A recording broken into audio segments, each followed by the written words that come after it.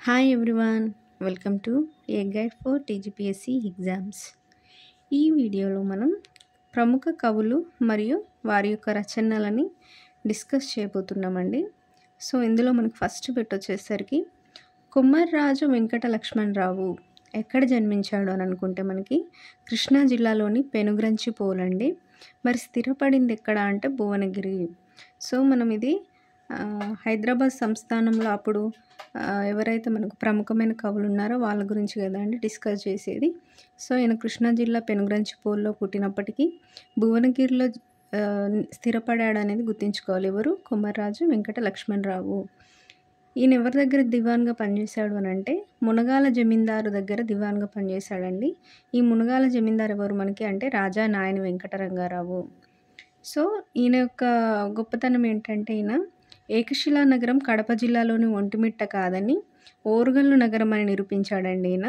So ఏకశిలా నగరం అంటే అప్పటిదాకా కడప జిల్లాలోని ఒంటిమిట్ట అనుకునేవారు, కానీ కడప జిల్లాలోని ఒంటిమిట్ట కాదు, ఏకశిలా నగరం అంటే ఓరుగల్లు నగరం అని ఈయన నిరూపించాడని గుర్తుంచుకోవాలి. ఎవరు? కొమర్రాజు వెంకట లక్ష్మణరావు. నెక్స్ట్ బిట్ వచ్చేసరికి మనకి కొమర్రాజు వెంకట లక్ష్మణరావు రచనలు ఏంటి? కొమర్రాజు వెంకట లక్ష్మణరావు రచనలు ఏంటంటే మనకి శివాజీ చరిత్ర, హైందవ చక్రవర్తులు, హిందూ మహాయుగము, మహమ్మదీయ మహాయుగము, ఆంధ్ర విజ్ఞాన సర్వస్వము. ఇది ఆంధ్ర విజ్ఞాన సర్వస్వం అనేది మనకి తెలుగులో రచించినటువంటి ఫస్ట్ విజ్ఞాన సర్వస్వం అండి. ఈ ఆంధ్ర విజ్ఞాన సర్వస్వం ఎవరు మనకి ఇది రచించారు అంటే కొమర్రాజు వెంకట లక్ష్మణరావు. నెక్స్ట్ బిట్ వచ్చేసరికి మనకి తెలంగాణలోనే తొలి కథ ఏంటి అంటే 50,000 బేరము, 50,000 బేరము. ఇది ఏ సంవత్సరంలో రాశాడు అంటే 1910లో కొమర్రాజు వెంకట లక్ష్మణరావు రాశాడు. ఈ 50,000 బేరం అనేది మనకి తెలంగాణలో తొలి కథ అని కొంతమంది నమ్మకం. మరికొంతమంది తొలి కథగా హృదయ శల్యము అని భావిస్తారండి. అంటే కొంతమంది 50,000 బేరాన్ని తెలంగాణలో తొలి కథగా భావిస్తే మరికొంతమంది హృదయ శల్యం అనే కథని తొలి కథగా భావిస్తారు. మరి 50,000 బేరం రచించింది కొమర్రాజు వెంకట లక్ష్మణరావు 1910లో అయితే మనకి హృదయ శల్యం రచించింది మనకి మాడపాటి హనుమంతరావు 1912లో. నెక్స్ట్ బిట్ వచ్చేసరికి మనకి మానవల్లి రామకృష్ణ కవి.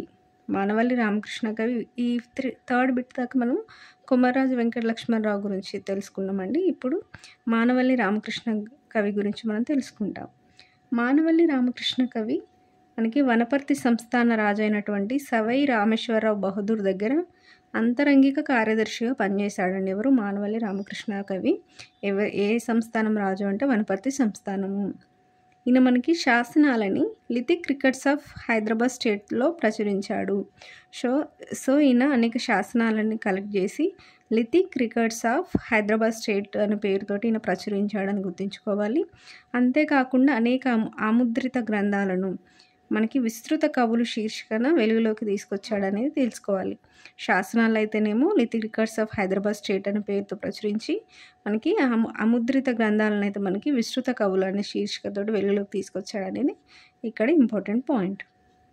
నెక్స్ట్ బిట్ వచ్చేసరికి మనకి శేషాద్రి రమణ కవులు మనకి హన్మకొండలో చారిత్రక పరిశోధక మండలి ఏర్పాటు చేశాడండి. ఎవరు? శేషాద్రి రమణ కవులు చారిత్రక పరిశోధక మండలి ఎక్కడ ఏర్పాటు చేశాడు? హన్మకొండలో. ఈయన 1931లో మనకి అఖిలాంధ్ర చారిత్రక సమ్మేళనం నిర్వహించాడండి. మరి ఈయన యొక్క ముఖ్యమైన రచన ఏంటి అంటే ఆంధ్రవీరులు. ఆంధ్రవీరులు అనే రచన ఎవరిదండి? శేషాద్రి రమణ కవులది. నెక్స్ట్ బిట్ వచ్చేసరికి మనకి ఆదిరాజు వీరభద్రరావు గురించి తెలుసుకుంటామండి. ఆదిరాజు వీరభద్రరావు మనకి ఖమ్మం జిల్లాలో మధిర తాలూకా దెందుకూరులో జన్మించాడండి ఈ ఆదిరాజు వీరభద్రరావు. సో హైదరాబాద్లోని రావిచెట్టు రంగారావు ఈయనకు ఆశ్రయం ఇచ్చాడు. హైదరాబాద్ రేడియోలో తొలి ప్రసంగం చేసింది ఎవరు అంటే మనకి ఆదిరాజు వీరభద్రరావు. అంతేకాకుండా ఈయన ఆంధ్ర జనకేంద్ర సంఘం ఆధ్వర్యంలో మనకి ఆంధ్ర పరిశోధక సంఘాన్ని స్థాపించాడు. సో ఆంధ్ర పరిశోధక సంఘాన్ని ఎవరు స్థాపించారు? ఆదిరాజు వీరభద్రరావు. ఎవరి ఆధ్వర్యంలో అంటే ఆంధ్ర జనకేంద్ర సంఘం ఆధ్వర్యంలో. నెక్స్ట్ బిట్ వచ్చేసరికి మనకి ఆదిరాజు వీరభద్రరావు తెలంగాణలోని శాసనాలను సేకరించి తెలంగాణ శాసనముల పేరుతో 2 సంపుటాలు ప్రచురించాడనేది గుర్తుంచుకోవాలి. సో ఈయన తెలంగాణలోని శాసనాలను సేకరించి ఏ పేరుతో 2 సంపుటాలుగా ప్రకటించాడు అంటే తెలంగాణ శాసనములు పేరుతో. నెక్స్ట్ బిట్ వచ్చేసరికి మనకి ఆదిరాజు వీరభద్రరావు రచనలు ఏంటి మరి? ఈయన యొక్క ముఖ్యమైన రచనలు మనకి 1 మన తెలంగాణము, 2 రత్నప్రభ, 3 చైతన్యము, 4 జీవిత చరితావళి, 5 లలిత కళావతి, 6 నవ్వుల పువ్వులు, 7 ప్రాచీన ఆంధ్ర నగరములు. సో ఇవన్నీ మనకి ఆదిరాజు వీరభద్రరావు యొక్క ముఖ్యమైన రచనలు అండి. ఈ ప్రాచీన ఆంధ్ర నగరంలో అనేది మనకి దేని గురించి తెలుస్తుంది అంటే మనకి 12 ప్రాచీన నగరాల చరిత్ర గురించి తెలియజేస్తుందండి ఈ రచన. మరి ఈ 12 నగరాల్లో ముఖ్యమైన నగరాలు ఏంటి అనుకుంటే మనకి కొండాపూర్, కొలనుపాక, అనగొంది, ఆలంపూర్, భువనగిరి, రాచకొండ, వరంగల్, పానగల్లు మొదలైన నగరాలు మనకి ఈ 12 ప్రాచీన నగరాల చరిత్రలో మనకు ఈయన తెలియజేశాడు. నెక్స్ట్ బిట్ వచ్చేసరికి మనకి సురవరం ప్రతాప్ 9th బిట్ అండి. సురవరం ప్రతాపరెడ్డి మనకి ఎక్కడ జన్మించాడు అని అంటే ఈయన చాలా ప్రముఖమైన కవి అండి. సో ఎక్కడ జన్మించాడు? జోగులాంబ గద్వాల జిల్లాలో ఇటిక్యాలపాడులో జన్మించాడు. ఏ సంవత్సరంలో అంటే 1896లో జన్మించాడు. ఈయన మరణం వచ్చేసరికి మనకి 1953 అండి. మరి ఈయన గోల్కొండ కవుల సంచికని ఎప్పుడు ప్రచురించాడు అని అంటే 1934లో అండి. 1934 అనేది గుర్తుంచుకోవాలి, ఏ ఇయర్లో గోల్కొండ కవుల సంచికను ప్రచురించాడు అని. నెక్స్ట్ బిట్ వచ్చేసరికి మనకి సురవరం ప్రతాపరెడ్డి ప్రప్రథమంగా తెలుగు ప్రజల సాంఘిక చరిత్రను ఆంధ్రుల సాంఘిక చరిత్రగా రచించాడు. సో తెలుగు ప్రజల సాంఘిక చరిత్రను మనకి ఆంధ్రుల సాంఘిక చరిత్రగా ప్రప్రథమంగా ఎవరు మనకి రచించారు అని అంటే సురవరం ప్రతాపరెడ్డి. మరి ఈ ఆంధ్రుల సాంఘిక చరిత్రకు ఈయన ప్రప్రథమంగా కదండి ఈయన తెలుగు ప్రజల సాంఘిక చరిత్రను రచించింది. సో ఈయన కృషిని గుర్తించి అందువల్ల మనకి 1955లో ఆంధ్రుల సాంఘిక చరిత్రకు కేంద్ర సాహిత్య అకాడమీ అవార్డు వచ్చింది అనేది మనం గుర్తుంచుకోవాలి. సో ఈయన కేంద్ర సాహిత్య అకాడమీ అవార్డు పొందిన మొట్టమొదటి తెలుగు రచయిత ఎవరు అంటే మనకి సురవరం ప్రతాపరెడ్డి అండి. దేనికోసం వచ్చిందంటే ఆంధ్రుల సాంఘిక చరిత్రకు మనకి ఈ కేంద్ర సాహిత్య అకాడమీ అవార్డు వచ్చింది. ఏ సంవత్సరంలో అండి? 1955లో మనకి ఆంధ్రుల సాంఘిక చరిత్రను ఈయన రాశాడు.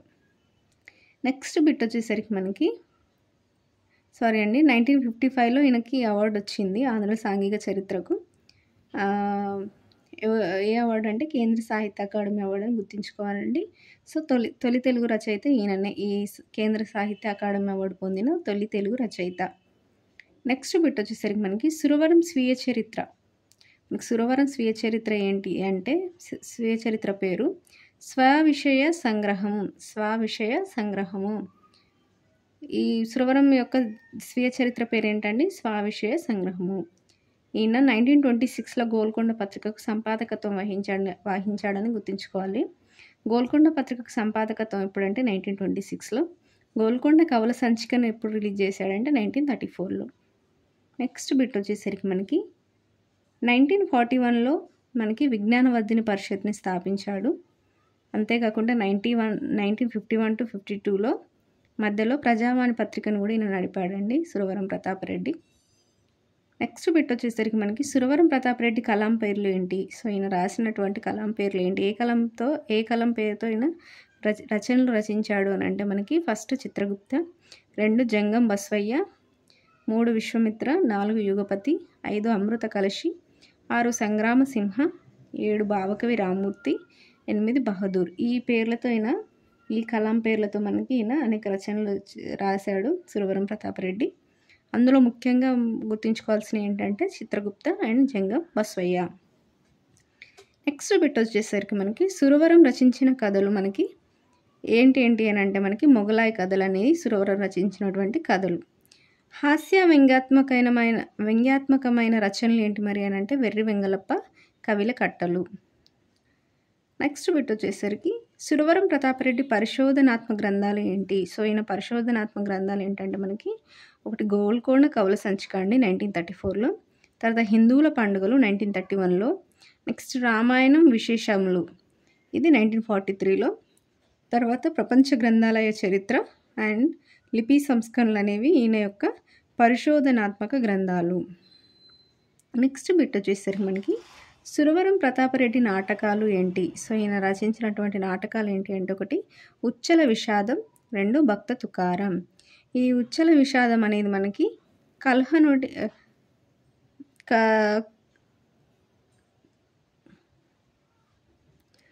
కల్హనుడి రాజతరంగిణి ఆధారంగా మనకి ఈ ఉచ్చల విషాదాన్ని ఈయన రచించాడండి సురవరం ప్రతాపరెడ్డి. నెక్స్ట్ బిట్ వచ్చేసరికి మనకి సురవరం ప్రతాపరెడ్డి నవలలు ఏంటి? సో నవలలలో చూసుకుంటే ఈయన ఫేమస్ నవలలు 1 ఆరవీరులు, 2 శుద్ధాంత కాంత. ఇవి 2 సురవరం ప్రతాపరెడ్డి యొక్క ముఖ్యమైన నవలలు. మరి సురవరం ప్రతాపరెడ్డి కావ్య పద్య ఖండికలు ఏంటి అని చూసుకుంటే కనుక మనకి కావ్య పద్య ఖండికల్లో 1 సంగాల పంతులు, 2 హంసవీర సంభవం, 3 పద్మిని, 4 మహమ్మద్ గజని, 5 దేశీమాత మొదలైనవి మనకి సురవరం ప్రతాపరెడ్డి యొక్క కావ్య పద్య ఖండికలు. మనకి నెక్స్ట్ పెట్టి చూసుకుంటే 1952లో మనకి సురవరం కాంగ్రెస్ పార్టీ తరపున వనపర్తి శాసనసభ్యుడిగా ఎన్నికయ్యాడనేది గుర్తుంచుకోవాలి. సో సురవరం ప్రతాపరెడ్డి మనకి 1952లో వనపర్తి శాసనసభ్యుడిగా ఎన్నికయ్యాడండి. ఏ పార్టీ తరపున అంటే కాంగ్రెస్ పార్టీ తరపున అనేది గుర్తుంచుకోవాలి. నెక్స్ట్ బిట్ వచ్చేసరికి మనకి బిరుదురాజు రామరాజు. ఈ బిరుదురాజు రామరాజు అనే వ్యక్తి మనకి వరంగల్లో దేవునూరు గ్రామానికి చెందిన వ్యక్తి అండి. ఈయన జానపద సాహిత్యం పైన 1956లో ఓయూ నుండి తెలుగులో PhD పట్టా పొందిన ఫస్ట్ వ్యక్తి అండి. సో ఓయూ నుండి తెలుగులో PhD పట్టా పొందిన ఫస్ట్ వ్యక్తి మనకి ఈ జానపద సాహిత్యం పైన ఎవరు అంటే బిరుదురాజు రామరాజు. ఏ సంవత్సరంలో అండి? 1956లో. ఈయన ఏ జిల్లాకు చెందినవాడు? వరంగల్లోని దేవునూరు గ్రామానికి చెందినవాడు. నెక్స్ట్ బిట్ వచ్చేసరికి మరి ఈ బిరుదురాజు రామరాజు రచనలు ఏంటి అంటే మనకి 1 మరుగున పడిన మాణిక్యాలు, 2 చరిత్రకెక్కని చరితార్థులు, 3 ఆంధ్రయోగులు. ఇవి మనకి బిరుదురాజు రామరాజు యొక్క ముఖ్యమైన రచనలు. నెక్స్ట్ బిట్ వచ్చేసరికి మనకి బిరుదురాజు రామరాజు వెలికితీసి పరిశోధించినవి ఏవి? బిరుదురాజు రామరాజు వెలికితీసి పరిశోధించినటువంటి గ్రంథాలు మనకి ఏవైతే ఉన్నాయో అవి చూసుకుంటే కనుక 1 కాకతీయ ప్రతాపరుద్రుని ఉషారాగోదయం. సో ఉషారాగోదయం ఎవరిదండి? కాకతీయ ప్రతాపరుద్రునిది. నెక్స్ట్ శ్రీకృష్ణదేవరాయలది మనకి జాంబవతి పరిణయము. మనకి ఈ బిరుదురాజు రామరాజు వెలికితీసి పరిశోధించిన గ్రంథాలండి. వీటితో పాటుగా మనకి పాల్కురికి సోమనాథుని పండితారాధ్య చరిత్ర, బసవోదాహరణము అండ్ శ్రీనాథుడి యొక్క శివరాత్రి మహత్యము, మడికి సింగన యొక్క పద్మపురాణం మొదలైనవి కూడా మనకి బిరుదురాజు రామరాజు వెలికితీసి పరిశోధించిన గ్రంథాలు. నెక్స్ట్ బిట్ వచ్చేసరికి మనకి దాశరథి కృష్ణమాచార్యులు మనకి ఎక్కడి వారు అని అంటే దాశరథి కృష్ణమాచార్యులు వరంగల్లోని చిన్నగూడూరులో జన్మించారండి. ఇప్పుడు ఈ చిన్నగూడు గ్రామం అనేది మనకి మహబూబాబాద్ డిస్టిక్లోకి వస్తుంది. అప్పుడు వరంగల్లో ఉండేదని గుర్తుంచుకోవాలి. సో దాశరథి కృష్ణమాచార్యులు మనకి ఏ సంవత్సరంలో జన్మించారంటే 1925లో. మనకి ఈయన మరణించింది 1987లో. ఓయూ నుండి ఇంగ్లీష్లో బిఏ చదివిండండి ఈయన దాశరథి కృష్ణమాచార్యులు. ఓయూ నుండి ఇంగ్లీష్లో BA చదివాడు. అంతేకాకుండా ఆకాశవాణి ప్రయోక్తగా పనిచేశాడు. ఉపాధ్యాయుడుగా కూడా పనిచేశాడు. ఎవరు? ఈ దాశరథి కృష్ణమాచార్యులు. నెక్స్ట్ బిట్ వచ్చేసరికి మనకి దాశరథి కృష్ణమాచార్యులు ఆంధ్రప్రదేశ్ ఆస్థాన కవిగా ఎప్పటి నుంచి ఎప్పటిదాకా ఉన్నాడు అని అంటే మనకి దాశరథి కృష్ణమాచార్యులు ఆంధ్రప్రదేశ్ ఆస్థాన కవిగా పనిచేశాడండి. ఎప్పటి నుంచి ఎప్పటికి 1977 నుంచి 1983 దాకా ఈయన దాశరథి కృష్ణమాచార్యులు మనకి ఆంధ్రప్రదేశ్ ఆస్థాన కవిగా ఉన్నాడు. 83లో ఏమైంది అంటే అప్పుడు NTR గవర్నమెంట్ ఫామ్ అయిన తర్వాత ఈయనని ఆంధ్రప్రదేశ్ ఆస్థాన కవి పదవి నుంచి తొలగించారు. అది మనము ఆ టాపిక్ వచ్చినప్పుడు చదువుతామండి. తెలంగాణ యొక్క ఉద్యమంలో భాగంగా మనం అది చదువుకుంటాం. నెక్స్ట్ ఈ దాశరథి కృష్ణమాచార్యుల యొక్క బిరుదులు ఏంటి అంటే మనకి 1 కళాప్రపూర్ణ, 2 అభ్యుదయ భావి. ఈ 2 బిరుదులు మనకి దాశరథి కృష్ణమాచార్యుల యొక్క బిరుదులు. నెక్స్ట్ బిట్ వచ్చేసరికి మనకి దాశరథి కృష్ణమాచార్యుల వారు ఏ రచనకి మనకి 1974లో కేంద్ర సాహిత్య అకాడమీ వచ్చింది? దాశరథి కృష్ణమాచార్యుల యొక్క ఏ రచనకి మనకి కేంద్ర సాహిత్య అకాడమీ వచ్చిందంటే తిమిరంతో సమరం. ఏ సంవత్సరంలో అండి? 1974లో వచ్చింది. నెక్స్ట్ బిట్ వచ్చేసరికి మనకి దాశరథి కృష్ణమాచార్యులతో పాటు ఎవరిని ఇందూరు కోట జైల్లో మనకి నిజాం గవర్నమెంట్ 1947లో బంధించింది అని చూసుకుంటే వట్టికోట ఆళ్వార్ స్వామిని అండి. మనకి దాశరథి కృష్ణమాచార్యులతో పాటు వట్టికోట ఆళ్వార్ స్వామి ఇందూరు కోట జైల్లో మనకి బంధించబడ్డారు అనేది గుర్తుంచుకోవాలి. సో ఈ దాశరథి కృష్ణమాచార్యులను ఎందుకు బంధించారు మరి 1947లో అంటే ప్రజా ఉద్యమంలో పాల్గొన్నందుకు గాను బంధించారు అనేది గుర్తుంచుకోవాలి. నెక్స్ట్ బిట్ వచ్చేసరికి తెలంగాణ రచయితల సంఘం మనకి దాశరథి కృష్ణమాచార్యులు గారు స్థాపించారండి. తెలంగాణ రచయితల సంఘం 1953లో స్థాపించాడు. మరి దీనికి అధ్యక్షులు ఎవరు అంటే ఈయననే స్థాపించాడు. ఈయననే అధ్యక్షుడిగా కూడా ఉన్నాడు. ఈ తెలంగాణ రచయితల సంఘానికి ఎవరు? దాశరథి కృష్ణమాచార్యులు. ఈయన 1961లో ఇద్దరు మిత్రులు సినిమాకి పాటలు రాసి మనకి ఈయన సినీ అరంగేట్రం కూడా చేశాడనేది గుర్తుంచుకోవాలి. ఎవరండి? దాశరథి కృష్ణమాచార్యులు. ఏ సినిమాకి? ఇద్దరు మిత్రులు సినిమాతో ఈయన సినీ అరంగేట్రం చేశాడు 1961లో. నెక్స్ట్ బిట్ వచ్చేసరికి మనకి దాశరథి కృష్ణమాచార్యుల యొక్క రచనలు ఏంటి మరి అని అంటే మనకి ముఖ్యమైన అయితే ఫస్ట్ అగ్నిధార అండి. ఈ అగ్నిధార తెలంగాణ సాయుధ పోరాటం పైన రాయబడిన రచన. నెక్స్ట్ రుద్రవీణ. 3 మహాంధ్రోద్యమం. మహాంధ్రోద్యమం అనేది మనకి మహాంధ్రోదయం. సో ఈ 3 మనకి దాశరథి కృష్ణమాచార్యుల యొక్క రచనలో ముఖ్యమైనవండి. అవే కాకుండా మనకి పునర్వవం, అమృతాభిషేకం, గాలిబ్ గీతాలు, నవమి, ఆలోచనలు, మహాశిల్పి జక్కన్న, కవితా పుష్పకం, తిమిరంతో సమరం, మహాబోధి ఇవన్నీ మనకి దాశరథి కృష్ణమాచార్యుల యొక్క రచనలు. ఇందులో ముఖ్యంగా గుర్తుంచుకోవాల్సినవి ఏంటి అంటే అగ్నిధార, రుద్రవీణ, మహాంధ్రోదయం.